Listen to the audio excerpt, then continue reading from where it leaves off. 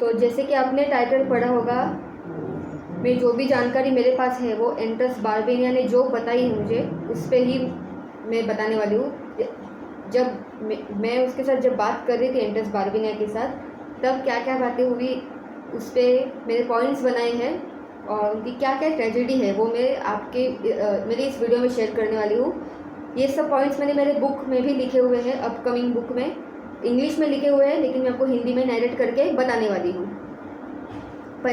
पहला पॉइंट, एंटस मैनमिलोन जो डिकीर्ति की कॉस्मिक डॉटर है, वो फोर्स की गई थी इनटू ब्लैकिज्म उसकी खुद की कॉस्मिक मदर के वजह से। जब डिकीर्ति उसका बॉडी फॉर्म छोड़ के चला गया 1977 में, उसके बाद एंटस मैनमिलोन है, उसकी कॉस्मिक मदर है, उस कॉस्मिक मदर ने उसको फोर्स किया था ब्लैकिज्म में पढ़ने के लिए, पैसे और ऐसे कुछ चीज़ों के लिए। ब्लैकिज्म में उसकी खुद की मम्मी ने एंटस मैनमिलोन को फोर्स किया था।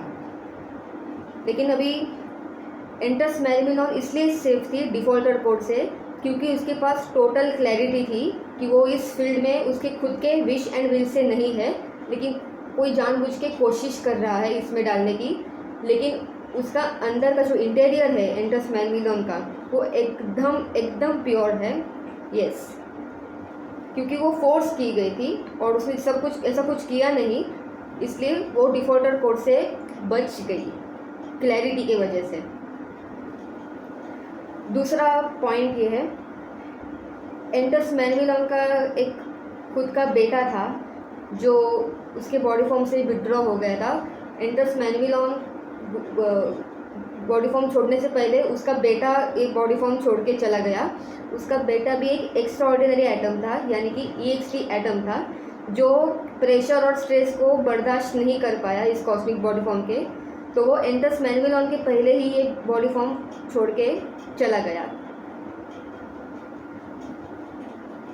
तीसरा पॉइंट है, कुछ कॉस्मिक फैमिली के चक्कर में डिकीर्ति को म्योगनी से शादी वो नहीं कर पाया, तो वो किसी और औरत से वो शादी कर बैठा और वो इतनी रूड थी कि उसने खुद के ही पति को यानी कि डिकीर्ति को और खुद की बेटी यानी कि एंटस मैनमिलोन को बहुत ही भयानक तरीके से ट्रीट किया है, फोर्स किया है, कई हद तक ब्लैकमेल किया है, कुछ हद तक कुछ चीज़ों को लेकर ऐसा सब हुआ है। उनको सप्रेस, उनको नीचा, उनको दिखाने के लिए कुछ भी किया था उसने। ओके, चौथा पॉइंट है, अभी थोड़ा बड़ा है। ओके,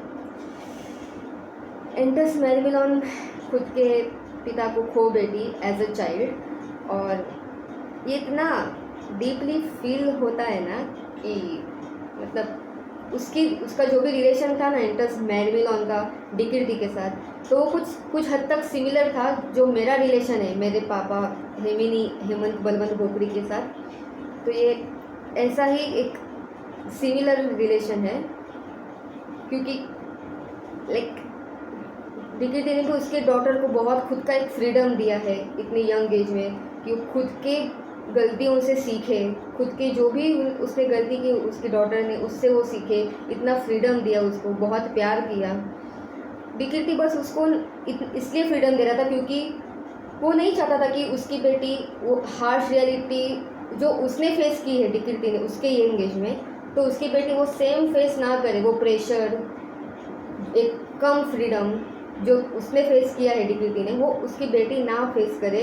इसलिए वो उससे बहुत ही प्यार से बर्ताव करता था, कभी भी स्ट्रिक्ट नहीं था उस पर। और वो इतने प्यारे पिता है डिकीर्ति कि 1977 में बॉडी फॉर्म छोड़ने के बाद भी उन्होंने इतना ख्याल रखा है, लाइक उनके लिए फिर भी फीलिंग थे एंटस मैनमिलोन के, क्योंकि वो उनकी कॉस्मिक डॉटर थी।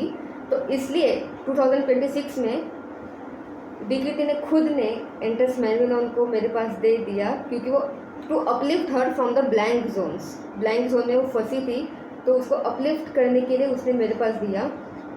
इसलिए क्योंकि उसका इमेंस भरोसा था मुझ पर एज इंट्रानियस पेनिनी, और मेरा उस डिकीर्ति पे भरोसा था एज डिकीर्ति, और प्लस मेरा इंटेंस केयर था फॉर एंटस मैग्विलॉन, क्योंकि मैं उसके साथ कनेक्टेड थी इसलिए। और इसलिए जब एंटस मैग्विलॉन मेरे पास आई ना, लाइक डिकेटी के पहले, वो तब आई थी, पहले डिकेटी बाद में आया, उसके पहले जो आई थी ना, तो मैंने उसको यही किया था। मैंने भी लिखा है, मैं आपको पढ़ के बताती हूँ। Don't worry, I consider him as my father as much as my real father हेमिनी हेमंत बलवंत भोकरी।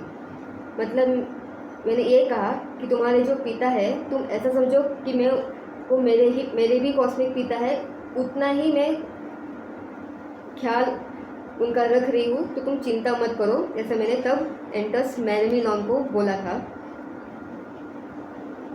और डिकेटी को भी उतना ही कंसर्न था एंटस मैग्विलॉन के लिए, तो इसलिए तो उसने दे दिया कि यार, मेरे पास दे दिया कि यार अब मैंने भी बॉडी फॉर्म छोड़ी, अभी मेरी बेटी ने भी बॉडी फॉर्म छोड़ी है, तो मैं तो फ्री हो गया, तो अभी बेटी को भी जाने दोगी।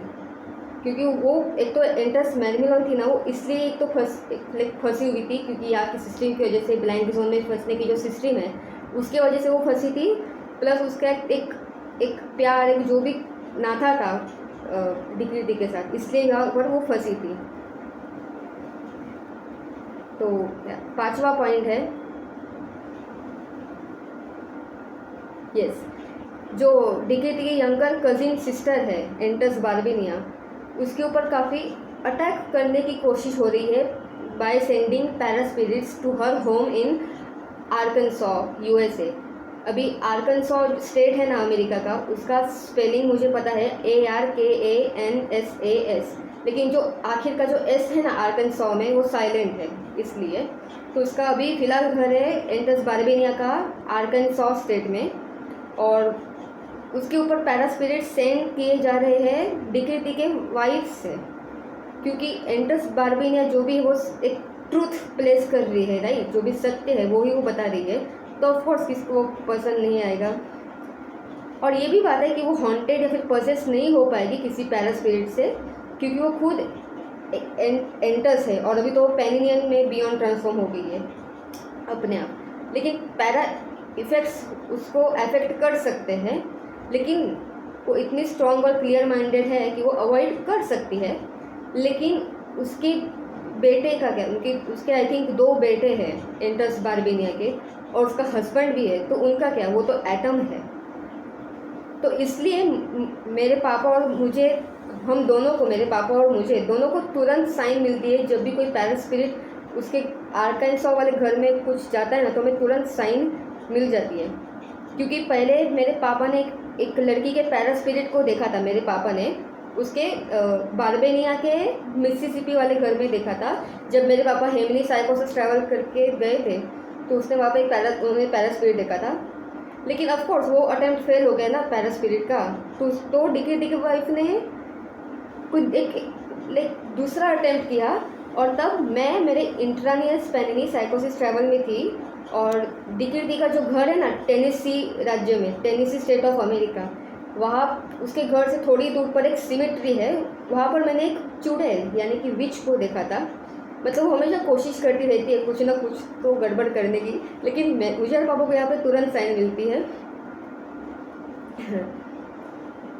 यस, 6th पॉइंट है, यानी कि 6ठा पॉइंट है, जब डिकेटी उसके कॉस्मिक बॉडी फॉर्म में था, तो वो अपनी कॉस्मिक मदर को खो बैठा था, जो कि एक EXT एटम थी। और वो डिकेटी की एज बहुत, लाइक कॉस्मिक बॉडी फॉर्म में उसकी उम्र बहुत ही छोटी थी। सेम वे कि जब मेरे पापा है हेमिनी हेमंत बलवंत भोकरी, वो भी अपने मम्मी को खो बैठे थे, प्रभावती बलवंत भोकरी, जब मेरे पापा की उम्र 12 साल की थी। और सेम वे मैं मेरी मम्मी को खो बैठी, उज्ज्वला हेमंत भोकरी, जब मैं भी 12 साल की ही थी। 7वां पॉइंट और आई थिंक आखिरी पॉइंट है, डिकेटी का इनर पेन कि वो म्योगनी से शादी नहीं कर पाया इस बॉडी फॉर्म में, वो किसी और औरत से शादी कर बैठा, और उसके शायद 1 हफ्ते बाद ही म्योगनी दूसरे व्यक्ति से शादी कर बैठी, 1 हफ्ते बाद ही। और वो भले ही उन दोनों की शादी अलग अलग व्यक्तियों से हुई, लेकिन दोनों का बियॉन्ड कनेक्शन इतना था कि वो हाइड नहीं कर पा रहे थे, लेकिन बियॉन्ड कनेक्शन होने के बावजूद भी उन्होंने अपनी एक प्योर फ्रेंडशिप इस बॉडी फॉर्म में मेंटेन की विथ वन अनदर। डिकीर्ति का जो भी फैमिली और फ्रेंड सर्कल था इधर, वो म्योगनी को जानता था। म्योगनी का जो भी फैमिली और फ्रेंड सर्कल था वो डिकीर्ति को जानता था। उन दोनों फैमिली और फ्रेंड सर्कल के बीच में बहुत ही अच्छा नाता था। डिकीर्ति का जो भी रिग्रेट्स थे, जो भी क्राइज थे, उसने ऐसे छुपाए, लेकिन कहते हैं ना, एक चेहरे पे एक हमेशा स्माइल, एक हंसी, उसके पीछे बहुत कुछ छुपा हुआ है, वो पता चल जाता है। तो अभी थोड़ा सा मैंने बहुत कुछ ट्रेजिक पॉइंट्स शेयर किए हैं, तो अभी थोड़ा सा एक अच्छा सा एक थोड़ा सा लाइट हार्टेड मोमेंट मैं आपको बताती हूँ। एक अच्छा सा कन्फेशन डिकीर्ति को देना चाहती हूँ कि भले ही मैंने उसके घर विज़िट किए हैं मिसिसिपी, टेनेसी और शायद कैलिफोर्निया में भी, लेकिन मुझे प्यार है सबसे ज़्यादा उसके लिटिल वुडन होम जो मिसिसिपी में है, जहाँ पे डिकीर्ति ने जन्म लिया था इधर, ठीक है, बॉडी फॉर्म में। मिसिसिपी के उस छोटे से घर में उसका जन्म हुआ था। तो वो घर मुझे बहुत ही प्यारा है, क्योंकि उस घर की मुझे ज़्यादा मेमोरी है, क्योंकि मेरी इंट्रानियस पैनिनी साइकोसिस ट्रैवल में थी ना मेरे खुद के, तब मुझे उसकी ज़्यादा मेमोरी है कि वही उस घर में बैठे थे, उस वुडन होम में बैठे थे, मैं और डिकीर्ति सामने बैठा था और मैं इधर ऐसे बैठी थी, और हम दोनों सिबलिंग बात कर रहे थे कैजुअली। तो और कैसा है, मेरे पापा का भी बहुत कनेक्शन है उसके उस वुडन होम के साथ, मेरे पापा का खुद का भी। तो एक बार ऐसा हुआ था कि मुझे और पापा को दोनों को भी उसकी लकड़ी की खुशबू आई थी। इधर मुंबई में बैठे बैठे, हम मुंबई में रहते हैं, तो इधर बैठे बैठे उसके मिसिसिपी अमेरिका वाली वुडन होम की खुशबू आई थी हमें। तो इतना कनेक्शन था उसके वुडन होम से। तो ये मैंने आपको सब पॉइंट्स बता दिए हैं। अगला वीडियो है म्योगनी के ट्रेजिक पेन के ऊपर, उसका भी वीडियो बनाने वाली हूँ, लेकिन अभी के लिए इतना ही। बहुत सारे पॉइंट्स मैंने शेयर किए, तो आपको बेसिक अंदाज आ गया होगा कि कितना क्या क्या गहरी केस है। तो फिलहाल अभी चल रही करंट सिनारियो है। Yes, thank you.